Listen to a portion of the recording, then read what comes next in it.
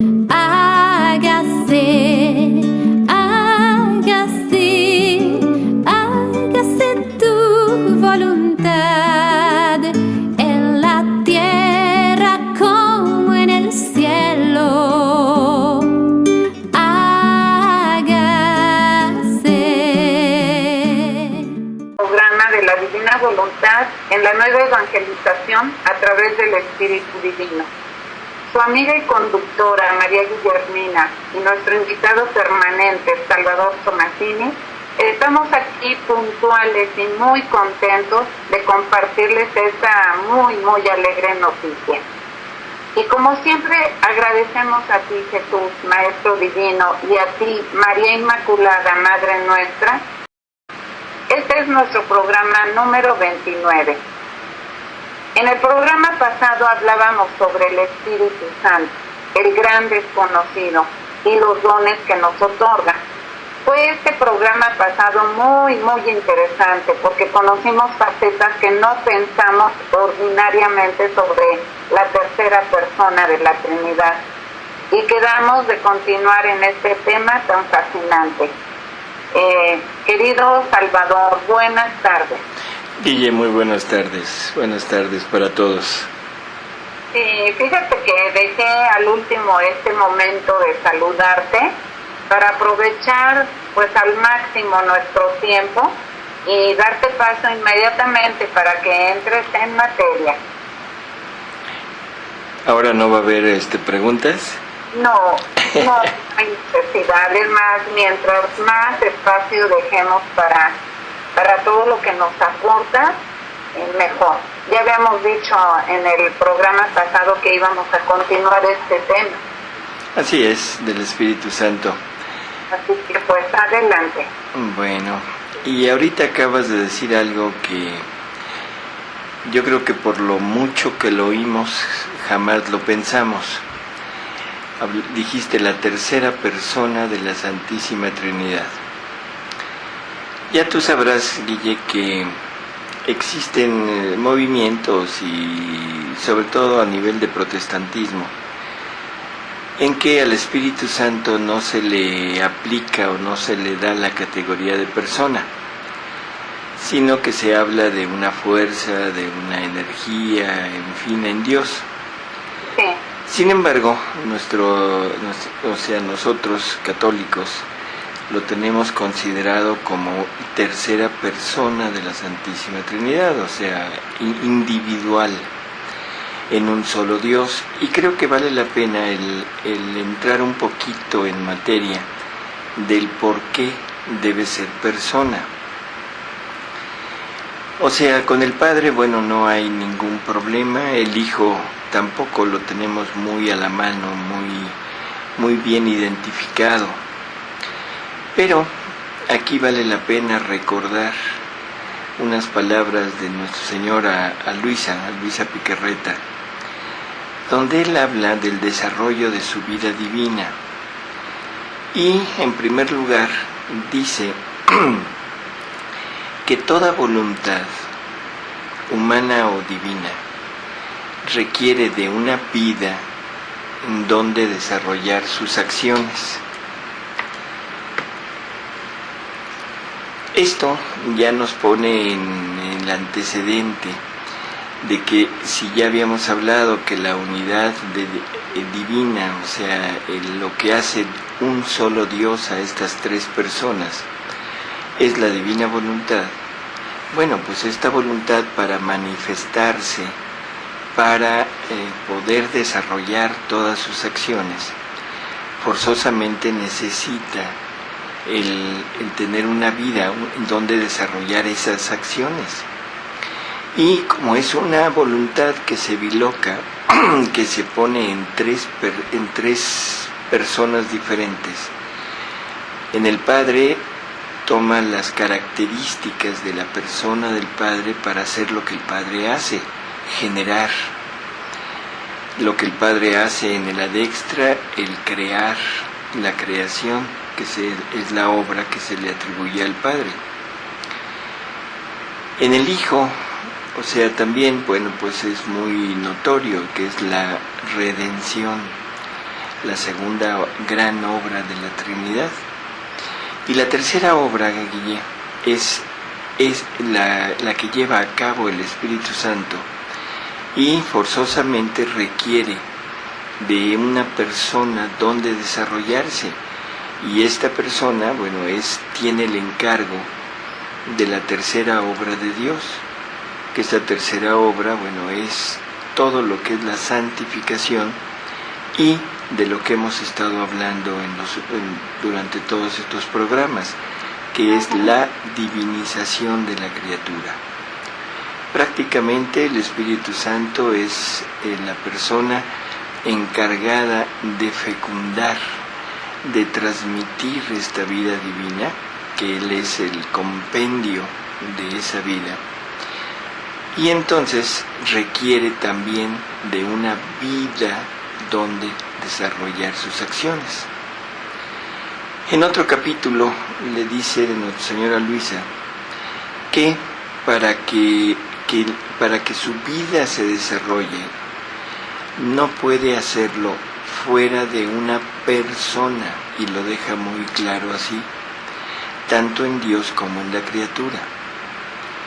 Y ahí se está ya reafirmando la necesidad de que si es una vida divina, y es una vida divina que se va a llevar a cabo por medio de la divina voluntad, no puede formarse fuera de una persona.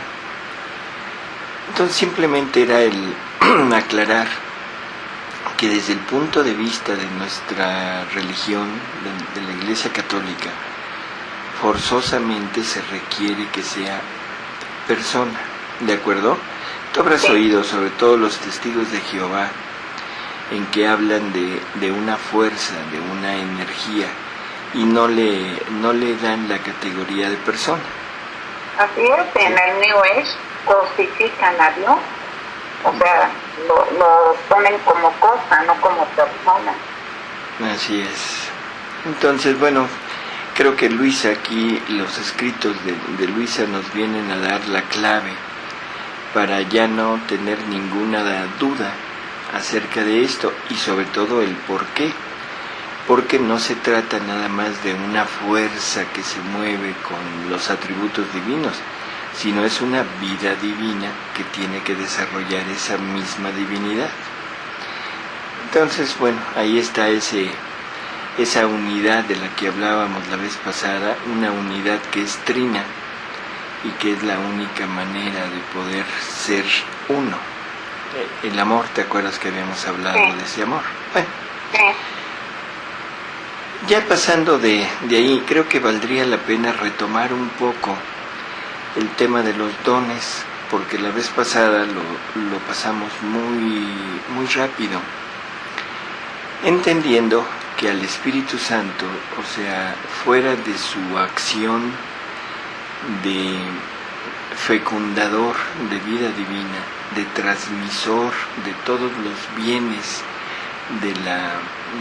que la divinidad contiene, en la actualidad en la Iglesia Católica se le atribuye mucho esa acción de dador de dones. Habíamos hablado que son 7 dones principales, pero creo que valdría la pena entender que dentro de esos dones, Guille, el don mayor que nos puede dar el Espíritu Santo, bueno, pues es el conocimiento del mismo Dios, que ese es el encargo que Jesús le da, vamos a decirlo así.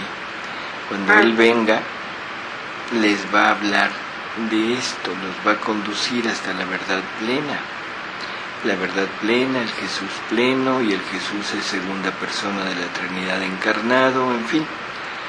Por lo tanto, debemos entender que de los dones que el Espíritu Santo nos vaya a dar, lo primero es que del momento de la redención hasta antes de Luisa, únicamente se hablaba de los dones, de esa comunicación de ciertos atributos divinos, y entre ellos quizá el don de sabiduría sea uno no sé si decir la palabra principal, pero bueno, de los más necesarios para nosotros, porque el don de la sabiduría es el don que nos permite entender las cosas divinas.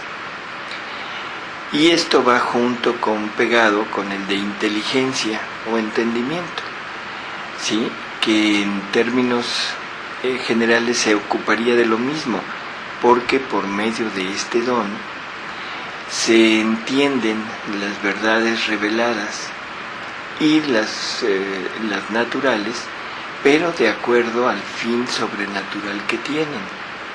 Por lo tanto, también nos van a conducir hacia el conocimiento de Dios. Luego, una vez que conocemos, Guille, generalmente hablamos de que el conocimiento nos debe llevar hacia el amor. Y aquí entra otro don del Espíritu Santo, que es el don de piedad, que es un don que, de acuerdo al catecismo de la Iglesia Católica, nos dice que nos ayuda a amar a Dios como Padre y a los hombres como hermanos. Por lo tanto, estamos viendo que es necesario este don para poder llegar a tener un conocimiento de Dios y empezar a amarlo. Algunas personas podrían decir que el don de ciencia también debería de estar como dentro de esta categorización que estamos intentando hacer. Nada más que el don de ciencia, de acuerdo al catecismo de la Iglesia Católica, nos hace capaces de juzgar las cosas creadas. O sea, como que esto ya empieza a salirse un poquito del plano de conocimiento de Dios. Aunque las cosas creadas son por Dios, aunque ellas nos dan una idea de lo que es Dios, y según San Pablo, podemos conocer a Dios a través de las cosas creadas, pero no es directamente como se obtiene. Por eso es que no lo pondríamos dentro de esto y nada más pondríamos esos tres dones como quizá los más necesarios para nuestra relación con Dios. El catecismo también en el número 2003 nos dice que la gracia es ante todo y principalmente el don del Espíritu, ¿sí? Y esto valdría la pena el aclarar con algunas palabras de Jesús, porque nos dice que se necesitan grandes gracias para poder formar en el alma la santidad del vivir en mi querer. O sea,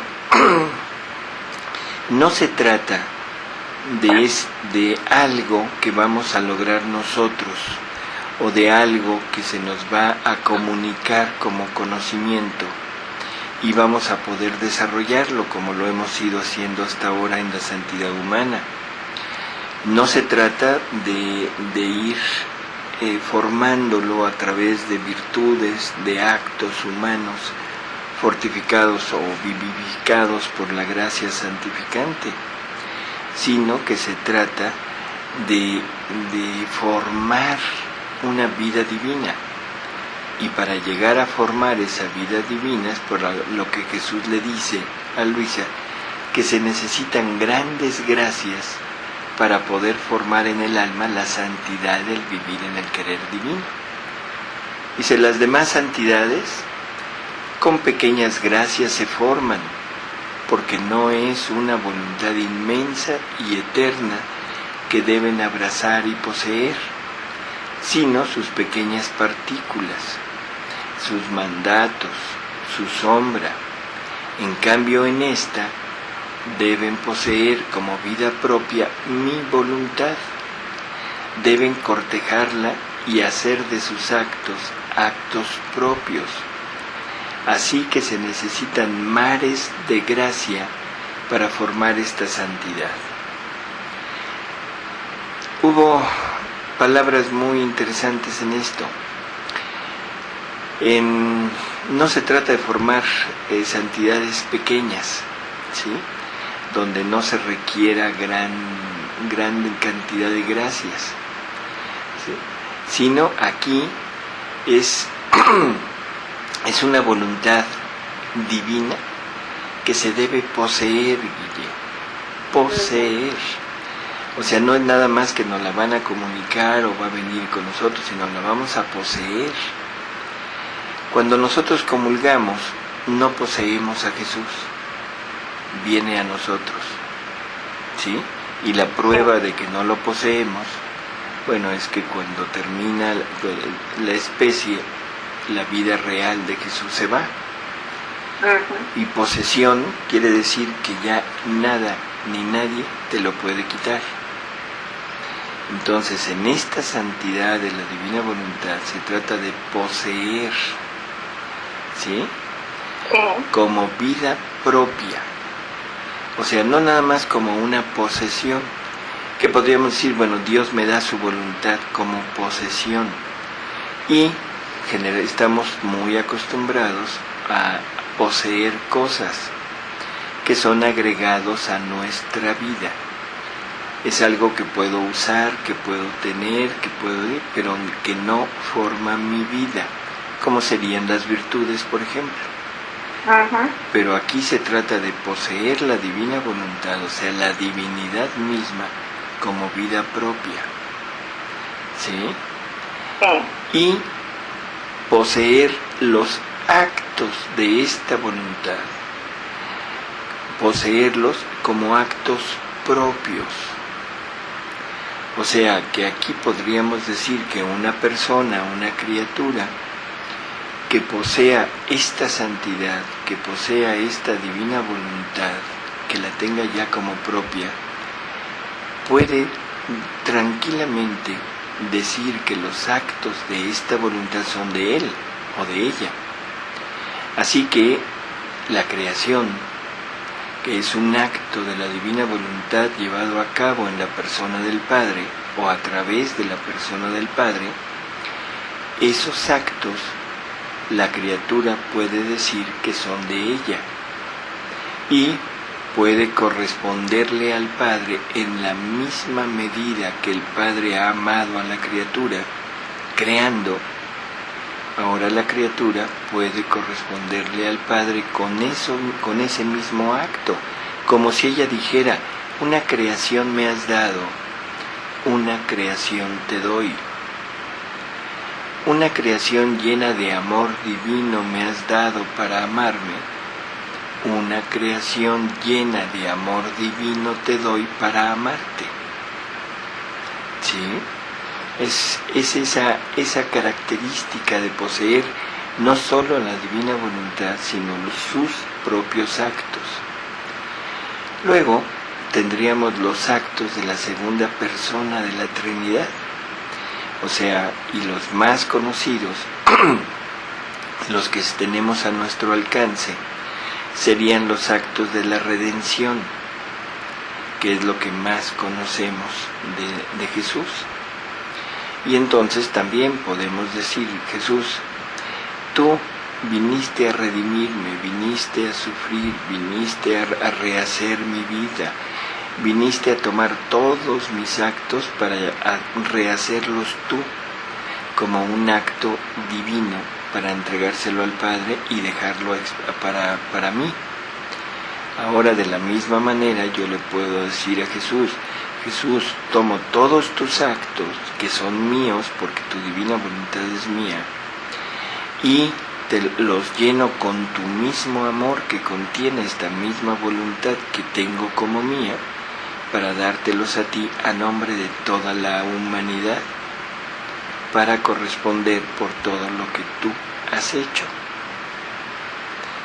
Una de las formas más fáciles o más entendibles quizá sea el momento de la comunión.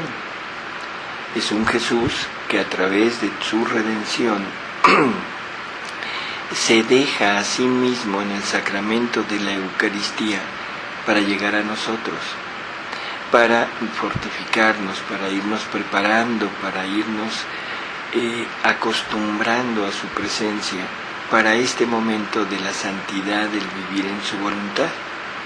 Y con todo el amor que esto contiene, con todo lo que Jesús posee en sí mismo, ahora, cuando lo vamos a recibir, ya no es una criatura nada más que se acerca a recibir a su Creador, sino ahora tomando la divina voluntad y tomando los actos de la divina voluntad en la persona de Jesús, podemos darle a Jesús el bien, la gloria, el pago de que sea su misma vida, que sea Él mismo el que se reciba, rodeando esa persona con todos los actos de su vida para darle el decoro, el honor, el amor que Él merece por haberse quedado en la Eucaristía. Y aquí estaríamos cumpliendo un poquito aquello de vivir en la divina voluntad, es darle Dios a Dios. ¿Te acuerdas de esa frase? Bueno, pues va por aquí, ¿no?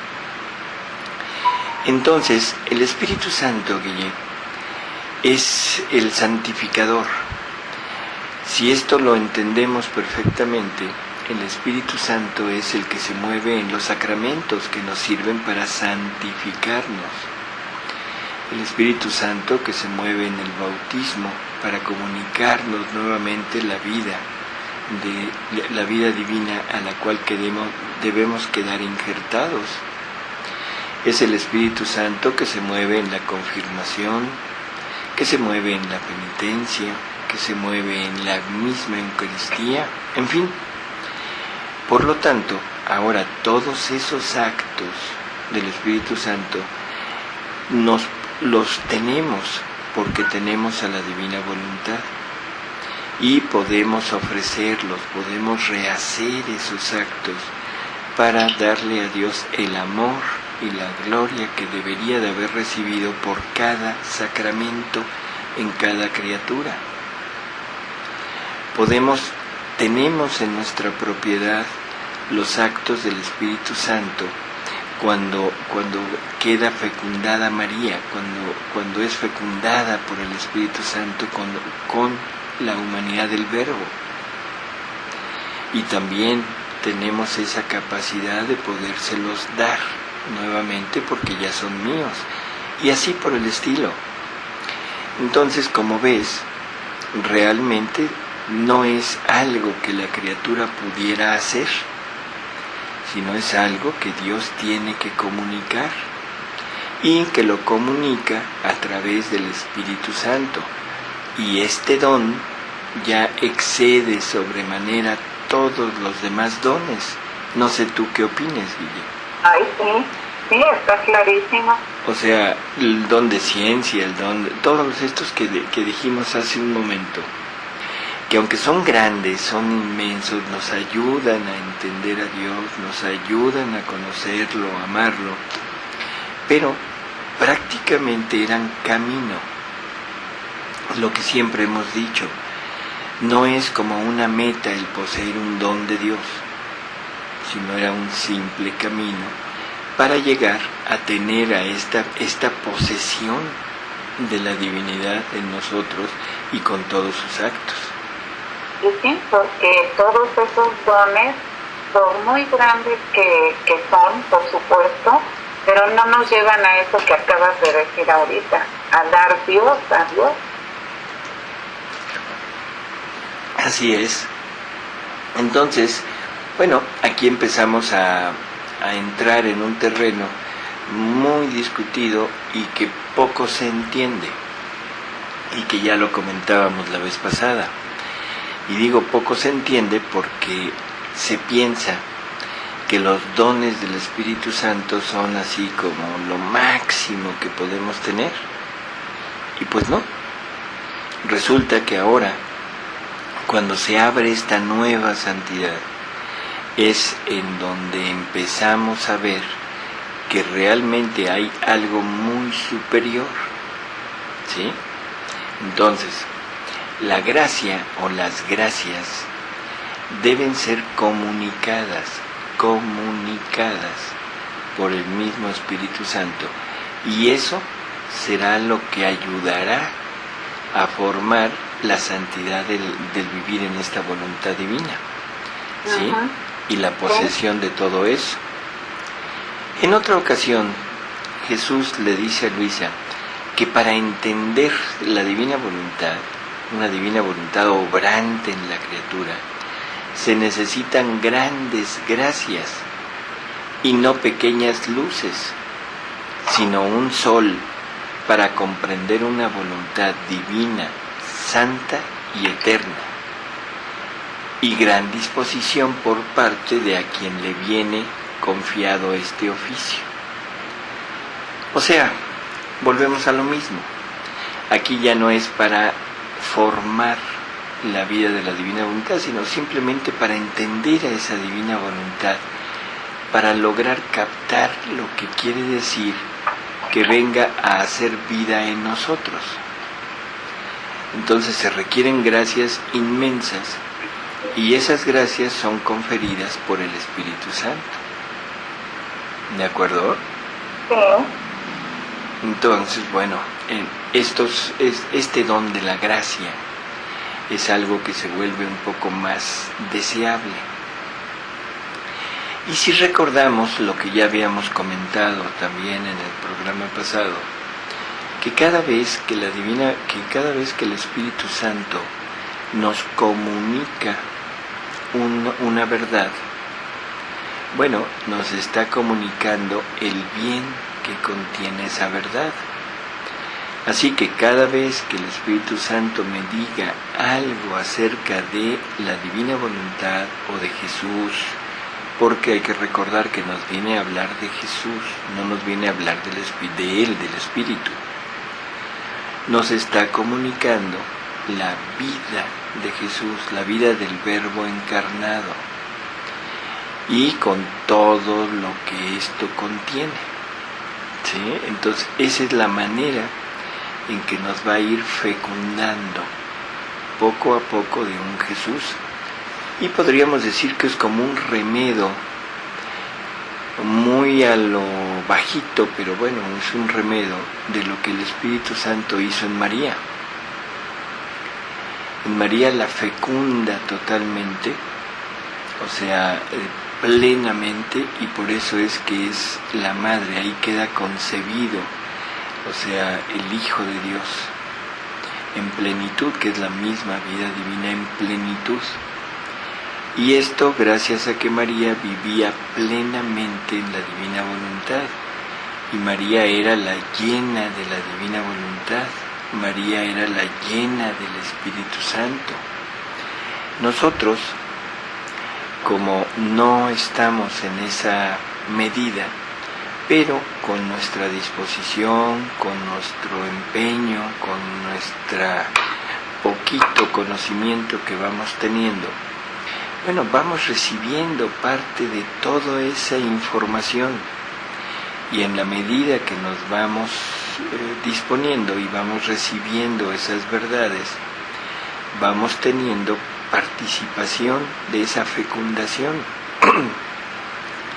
y la vida de Jesús empieza a formarse en nosotros.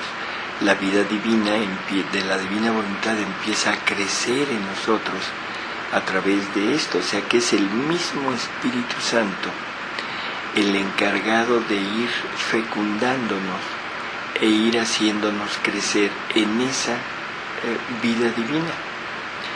Y entonces se cumple perfectamente lo que también en los escritos de Luisa está muy bien detallado, donde dice que la obra del hágase tu voluntad como en el cielo en la tierra, o sea, de esta vida de la divina voluntad en la criatura, será donde el Espíritu Santo hará completo desahogo de sus dones y de su obra, porque es llevar a la criatura al punto de origen.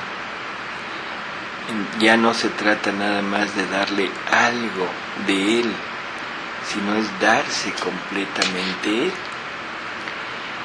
Ante esta situación, Guille, ¿qué decir de todos los demás dones del Espíritu Santo?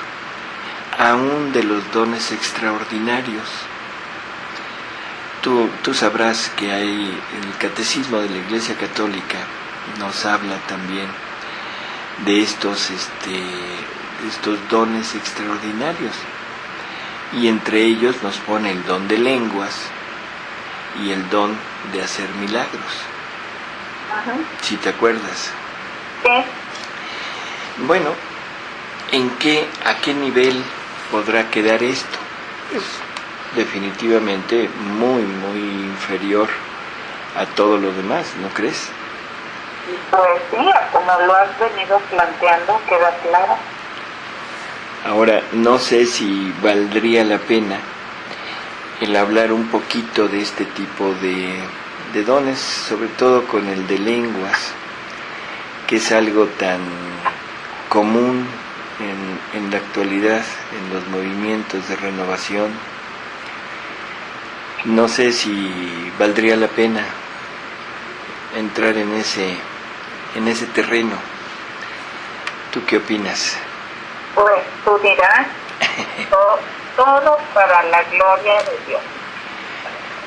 Bueno, vamos nada más a tocarlo así un poquito por encima, y no vamos a dar ninguna opinión personal, porque no se trata, en este programa no tratamos de quitar nuestras opiniones personales, ¿no? Claro, claro. O sea, vamos a tomar como punto de análisis pues la misma revelación, o sea, el Evangelio. Vamos a empezar por el Evangelio. En Marcos, el capítulo 16, nos dice algo interesante. Jesús dice: id por todo el mundo, cuando está diciéndoles a sus discípulos lo que deben hacer. Predicad el mensaje de salvación a todas las criaturas. El que creyere y se bautizare se salvará, pero el que no creyere será condenado. A los que creyeren acompañarán estos milagros. En mi nombre lanzarán los demonios, hablarán nuevas lenguas, ¿sí? Manosearán las serpientes, y si algún licor venenoso bebieren, no les hará daño. Pondrán las manos sobre los enfermos y quedarán curados. Así el Señor Jesús, después de haberles hablado varias veces, fue elevado al cielo y está sentado a la diestra de Dios.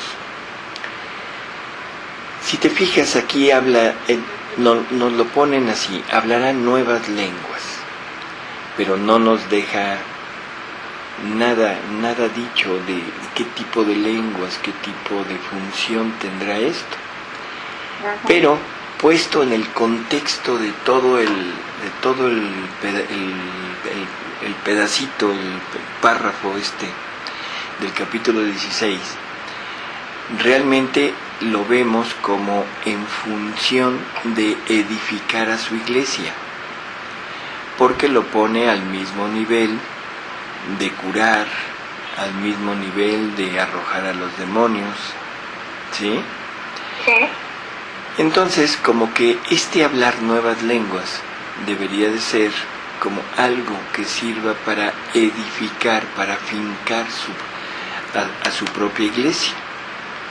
Bueno, en Hechos de los Apóstoles, Guille, en el capítulo 2, yo creo que es donde se habla de la primera manifestación de este don de lenguas, ¿sí?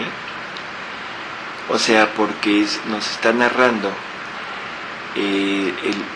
cuando están en el cenáculo y aparece el Espíritu Santo en forma de lenguas de fuego que se repartieron sobre todos los apóstoles, ¿sí?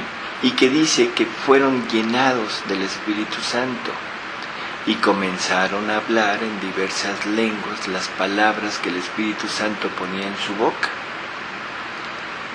Entonces ahí como que dice uno, bueno, parece ser que de repente empezaron a hablar cosas que quizá ni ellos entendían.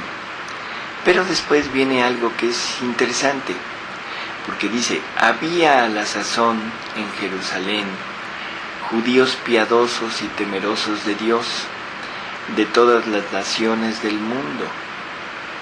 Divulgado pues este suceso, acudió una gran multitud de ellos, y quedaron atónitos al ver que cada uno oía hablar a los apóstoles en su propia lengua.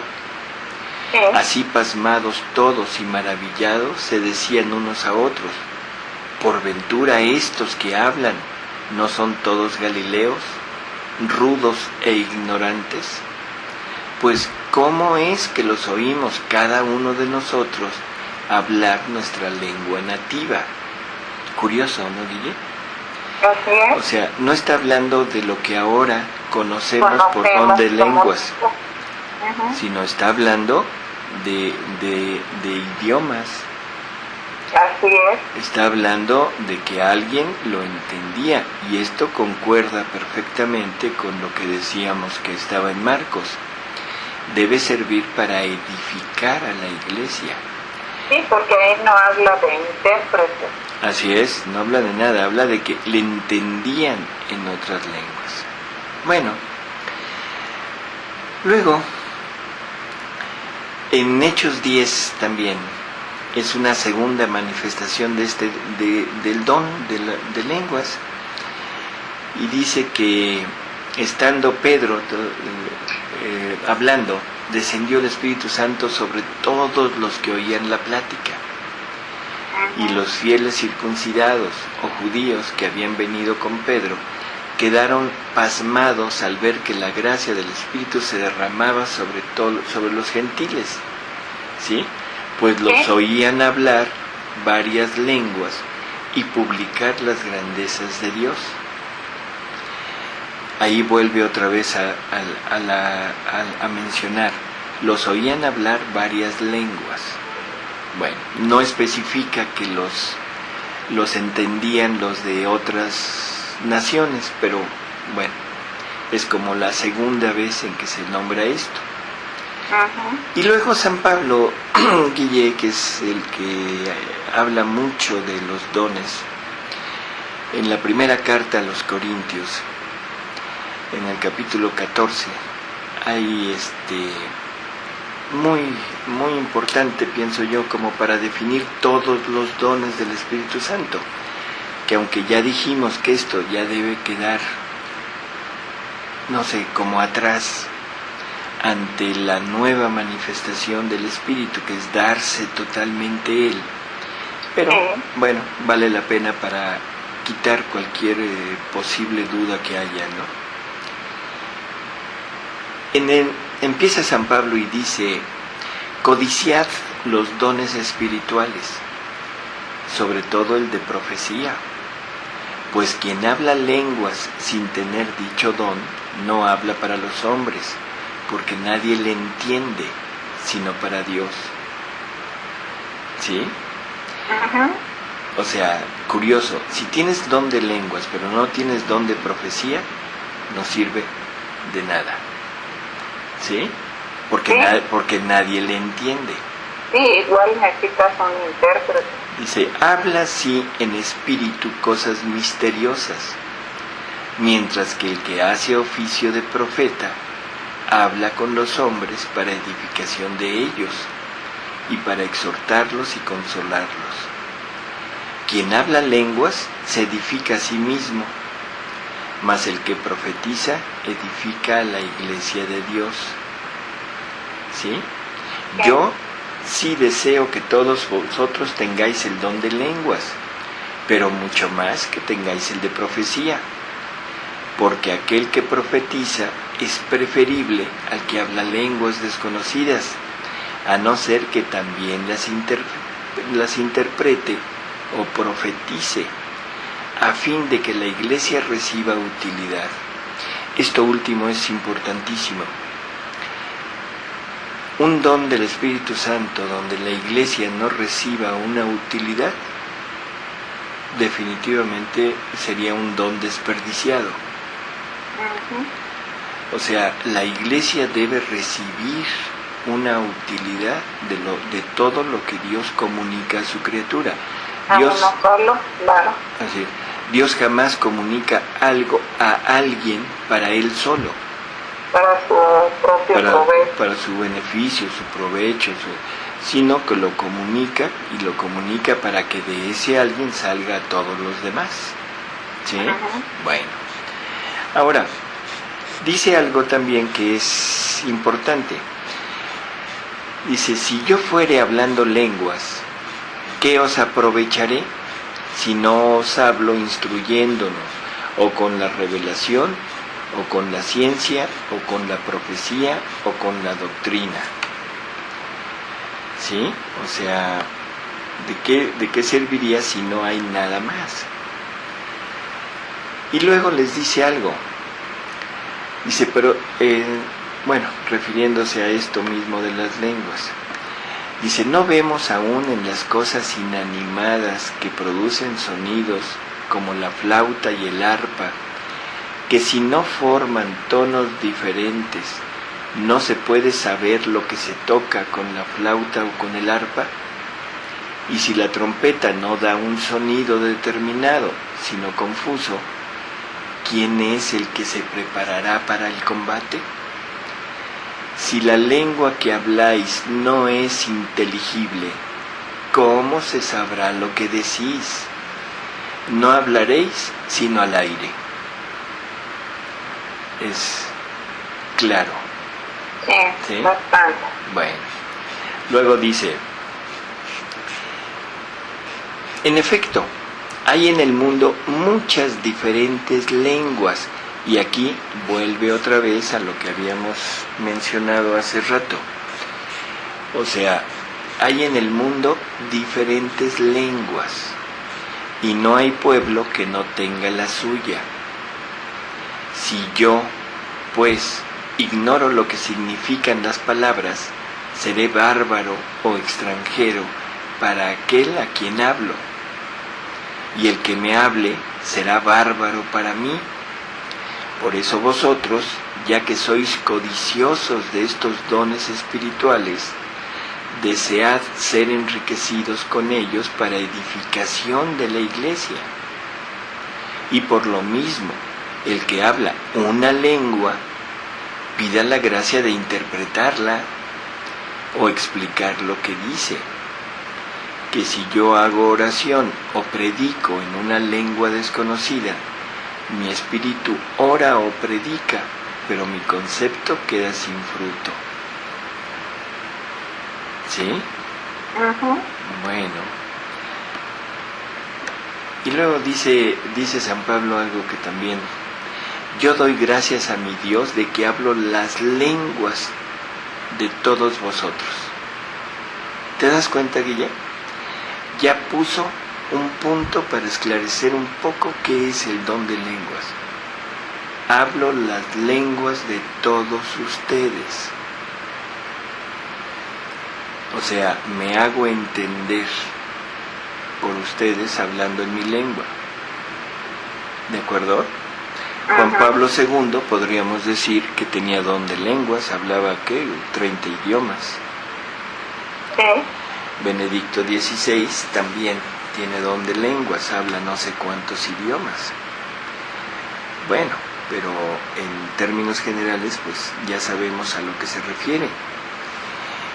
Y luego continúa San Pablo, dice, pero en la iglesia más bien quiero hablar 5 palabras, de modo que sea entendido e instruya también a los otros, que 10,000 palabras en lengua extraña. ¿Sí? Hermanos, no seáis como niños en el uso de la razón, sed sí niños en la malicia, pero en la cordura hombres hechos. Está escrito en la ley, en lenguas extrañas y con labios extranjeros hablará este pueblo, y ni aun así me escucharán, dice el Señor. En fin, sigue hablando todavía sobre el tema, pero bueno, creo que sería abundar mucho, ¿no? Que en realidad no creo que valga la pena, simplemente era poner esto en boca de San Pablo, que es el que quizá nos da un poquito más datos de lo que se trata este don de lenguas, que en realidad ya para esto que estamos hablando del don de la divina voluntad, definitivamente, o sea, pasa a un segundo término. Sí, por supuesto. O sea, ya deberíamos de dejarlo totalmente a un lado, ¿sí? Sin embargo, creo que sí vale la pena tocar esto también de San Pablo en la misma carta a los Corintios, pero en el capítulo 13, donde dice que todos estos dones, si no están ordenados a la caridad, no son nada. ¿De acuerdo? Sí, y así es todo aquello que San Pablo habla y dice: aunque yo hablara todas las lenguas de los hombres y el lenguaje de los ángeles mismos, si no tuviere amor o caridad, vengo a ser como un metal que suena o campana que resuena. Y aunque tuviera el don de profecía y penetrase todos los misterios y poseyese todas las ciencias, aunque tuviera toda la fe posible, de manera que trasladase de una a otra parte los montes, no teniendo amor, soy nada. Aunque yo distribuyese todos mis bienes para sustento de los pobres, y aunque entregara mi cuerpo a las llamas, si el amor me falta, todo lo dicho no me sirve de nada. ¿Sí? Y ya después viene la descripción del amor, que ya lo hemos comentado y tú lo has dicho en 2 o 3 ocasiones, ¿sí? Sí. Pero pues vamos allá realmente a pasarla por alto, porque yo quiero poner el énfasis en algo. Aquí nos da la idea de que yo puedo tener ciertas virtudes, ¿sí? Puedo tener ciertos dones, como el de lenguas, el de profecía, ¿sí? O puedo ser desprendido, puedo dar mucha a todos mis prójimos, pero que si no tengo amor, y eso me da la idea como que el amor es algo más que debo recibir, como un atributo más que debo tener, ¿sí? Y no, el amor es el mismísimo Espíritu Santo, Guillermo. Y esto hay que irlo entendiendo. Yo no puedo tener un don del Espíritu Santo si no tengo participación de la misma naturaleza del Espíritu Santo, que es el amor. El Espíritu Santo no me puede comunicar un don y yo usarlo sin amor, porque todo lo que salga del Espíritu Santo es amor. Y acuérdate, cuando una persona, una alma, recibe algo del Espíritu Santo, está recibiendo el bien que lleva, el bien que contiene. Y el bien que contiene todo lo del Espíritu Santo es el amor. Por lo tanto, en la medida que yo vea a alguien que hace alarde de dones del Espíritu Santo, entre más dones del Espíritu Santo tenga, más amor debo encontrar en esa persona, más manifestación del Espíritu Santo en ella, ¿sí? No como otro atributo más, sino como participación de la misma naturaleza del amor de Dios. Y esto es maravilloso entenderlo, porque ahora sí podremos ir poco a poco descubriendo si en verdad en una persona hay o no verdaderos dones del Espíritu Santo. Poco a poco iremos viendo si una persona realmente vive plenamente en esta divina voluntad que queremos tener, porque ahí se debería de manifestar completamente el amor.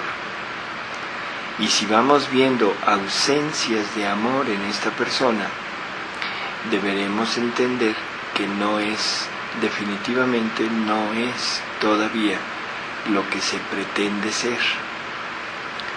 No puede haber alguien que viva en la divina voluntad y que sea soberbio.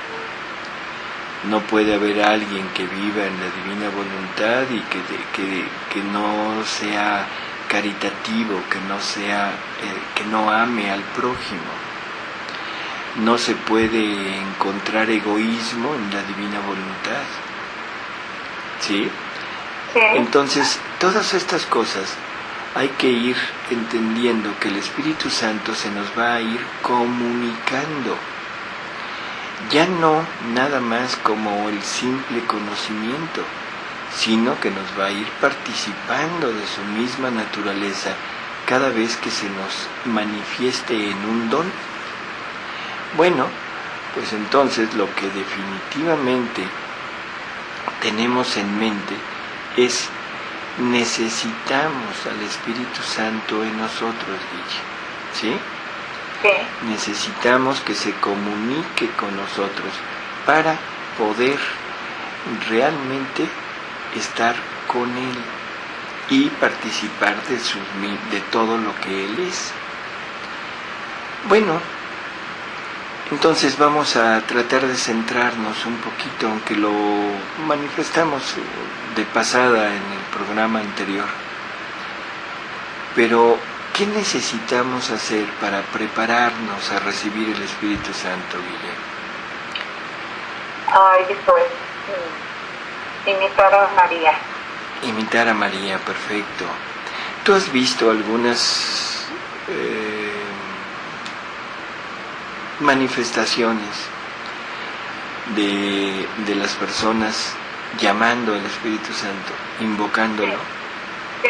¿Sí? Ajá. ¿Tú has leído algo de cómo era María? Pues mira, de lo que hemos sabido de ella es muy importante sus palabras que dice San Lucas, ¿no? Y María meditaba y conservaba todas esas cosas, iba observando en su corazón. Entonces nos habla mucho de su silencio, de su recogimiento ante las cosas de Dios. Así es. ¿Sí? No te lo puedes imaginar de otra manera. Así es, exactamente, así es como... Y aquí quiero traer a colación a María Valtorta, porque en Luisa, o sea, no nos da muchos datos nuestro Señor sobre esto. Nos pone a María así como ejemplo y todo, pero no profundiza un poco, ¿sí? Entonces, vamos a leer un poquito de María Valtorta para saber qué opina Jesús de cómo debemos prepararnos y cómo debemos invocar al Espíritu Santo. Y entonces le dice Jesús a Valtorta, le dice: para que el Espíritu Santo pueda descender y obrar libremente en un corazón, es necesario cultivar en sí mismos la caridad, la fidelidad, la pureza, la oración y la humildad.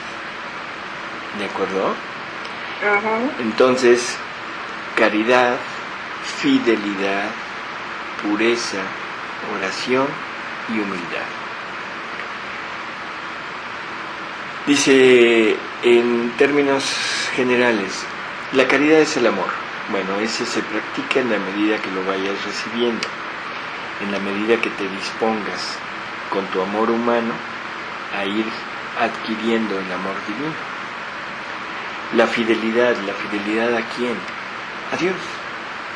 O sea, simplemente esa fidelidad en todo lo que Él nos pida. La pureza de acción, también la pureza interior, la pureza de pensamiento, la pureza de palabra, la pureza de intención, ¿sí? Sí. La oración, que es el modo como la criatura se pone en contacto con Dios. O sea, lo que nos está hablando aquí, lo que nos está tratando de decir, es estar siempre en esa continua comunicación, sin algo que en la actualidad es muy común, la distracción. Porque antes las personas se distraían de repente con algo, con algún suceso, con alguna cosa exterior, se distraen de donde deben estar. Pero ahora vamos buscando la distracción.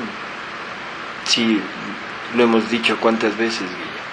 Ay, necesito distraerme. Sí. ¿Sí? Sí. Así es. Para quitarme el estrés.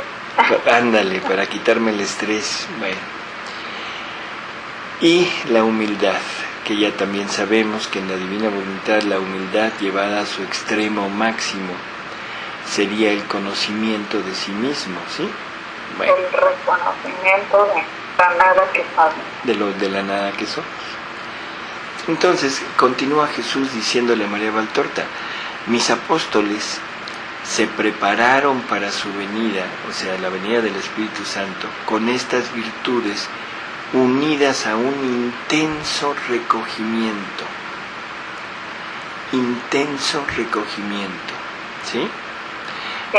Y después, para aprender o sea, para aprender cómo llegar a este intenso recogimiento, así como para aprender las otras virtudes, no tenían más que mirar a María, mi madre, que eso es lo que tú decías ahorita. O sea, el ejemplo debe ser ello. Los apóstoles tenían a María con ellos para imitarla, ¿sí? En ella, el espíritu de recogimiento era intensísimo. Incluso en las ocupaciones de la vida, ella sabía vivir recogida en Dios.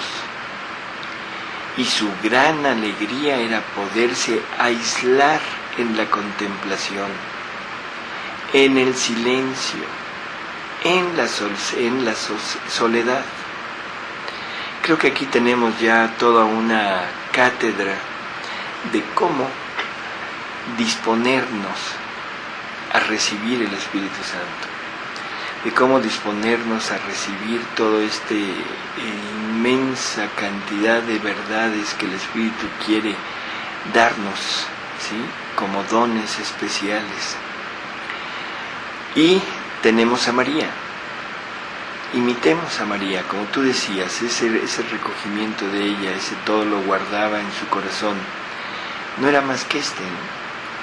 O sea, una vida de contemplación. Pero la contemplación no se puede tener junto con la distracción. No, pues no.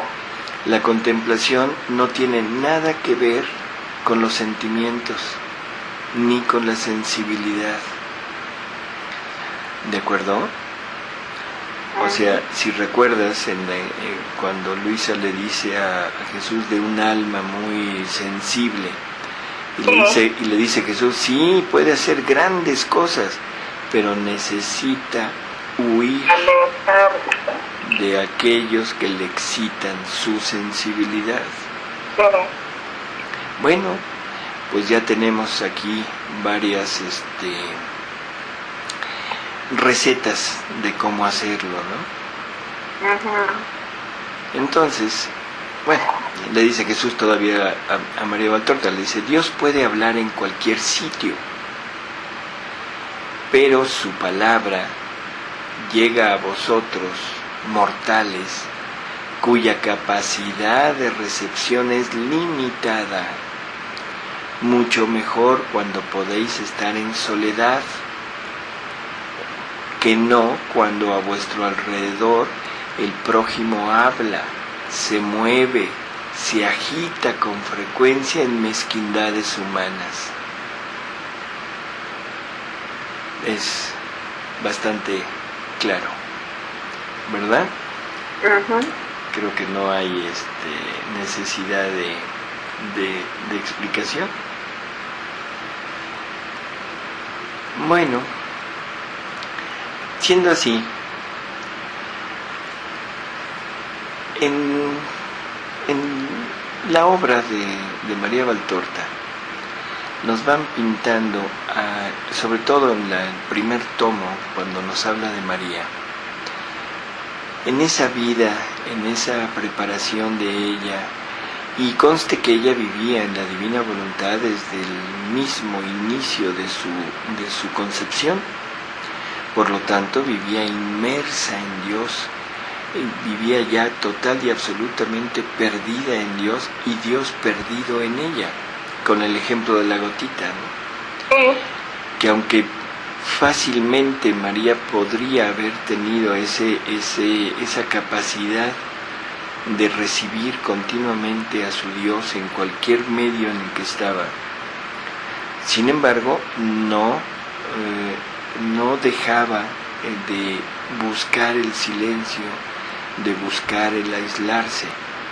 Pero algo que también es importante entender, debido al Espíritu Santo que moraba en ella, a ese amor que sentía en ella, no solo por su Hijo, por su Dios, sino por toda la humanidad, no le era gravoso el interrumpir sus periodos de silencio, de recogimiento, por atender al prójimo. Porque a veces nos vamos de un extremo al otro, ¿sí? No, ahorita no me molesten porque estoy rezando. No, ahorita no me interrumpan porque estoy en oración.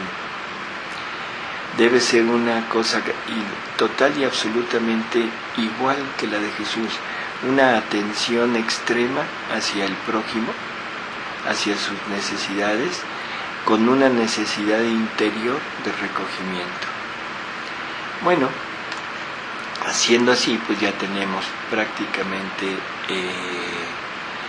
todo lo necesario para llegar a tenerlo. No sé qué te parezca, Guille. Ay, pues, Porque... ¿te fijas que no te he interrumpido? Sí, eso, has de estar enferma, ¿no? No, sino que cada vez, pues, es decir, me tienes, pero me tiene Jesús atentísima a todo lo que, pues a través de ti nos va participando. Esta charla de hoy ha sido de lo más interesante, o sea, muy fascinante todo esto del Espíritu Santo. Por ejemplo, lo que comentabas, sería bueno repetirlo, recalcarlo un poquito. Cuando Dios dice que no puede haber un don más grande que el darte una verdad, porque la verdad comunica el bien que es, ¿no? Uh-huh. Entonces, cuando estás hablando que el Espíritu Santo no viene a hablar de lo suyo, sino del Hijo de Jesucristo, y al hablarnos de Él, nos va comunicando la propia vida de Jesús. Como decías, es un remedio muy por lo bajito de lo que hizo en María Santísima, de comunicarle en plenitud al Verbo, a María, y bueno, ahí toda la concepción del Verbo. Pero en nosotros criaturas así en general, ¿verdad? Eso es maravilloso si nos enteramos un poquito, así como tú dices, si nos recogemos en silencio a meditar estas palabras que son una verdad, pues eso debe de ir cambiando nuestras vidas, por supuesto. O sea, el saber, el creerle a Dios que el Espíritu Santo nos está comunicando la propia vida de Jesús, de la cual tenemos nosotros que poseerla, así como vida, pues es algo muy fuerte, muy importante para que no se quede nada más al aire. No, se debe quedar en nosotros. ¿Verdad? Digo, al aire de que, lo escuché y qué bonito, ¿no? Aquí es donde se aplica justamente lo que dice con María.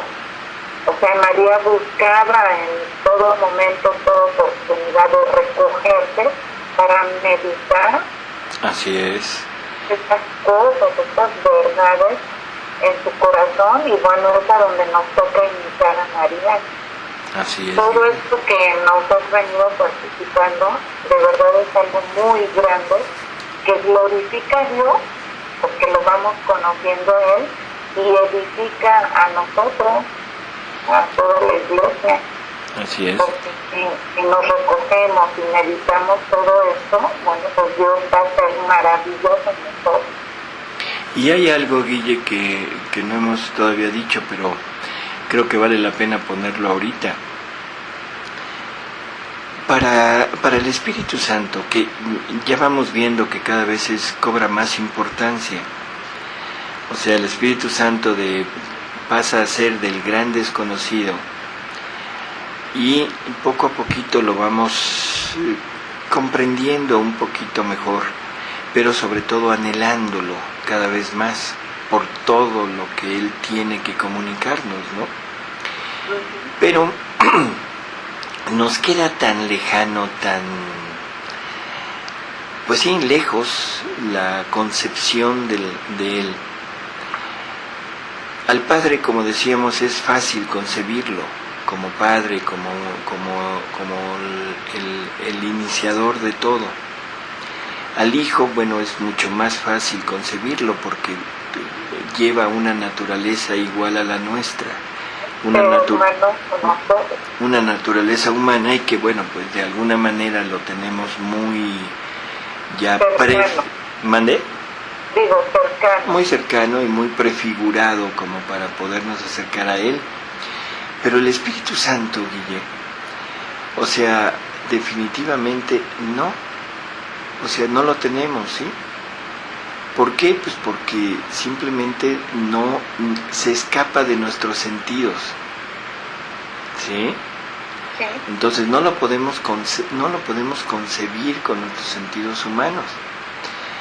Y casi siempre nos vamos a invocar a Jesús, a comunicarnos con Jesús, porque el Padre, aunque sí lo podemos medio concebir con la palabra Padre, pero también no lo tenemos muy claro que digamos, ¿sí? Pero para pensar en Dios, Guille, realmente en Dios y sobre todo en el Espíritu Santo, que es el que estamos tratando de ver ahorita, no hay que hacer comparaciones con seres creados, ¿sí? Dios no se compara, Dios no es posible estarlo comparando con nada. Dios es, ¿sí? Y en el ser está todo. O sea, el ser es todo. El ser no tiene cuerpo. Y el ser eterno no tiene cuerpo. Entonces, una de las cosas que más nos podrían ayudar a medio entender a Dios es luz, ¿sí? Y esto es lo único que podríamos, de cierta manera, representar a Dios, ¿sí? Sin estar en contradicción con la parte espiritual de Dios. Porque la luz pero es incorpórea. La vemos, pero no la podemos tocar. Ella es, o sea, la tenemos a nuestro alrededor, pero es intangible. No la tocas, no la sientes, la puedes percibir con el sentido de la vista, pero nada más, ¿no? Entonces la Trinidad en sí misma es luz, y es una luz ilimitada, como decía Luisa, que ella veía un sol inmenso que excedía todas las dimensiones del sol creado, y una luz brillantísima que no lastimaba, que ella sabía que era la Trinidad, ¿sí? Sí.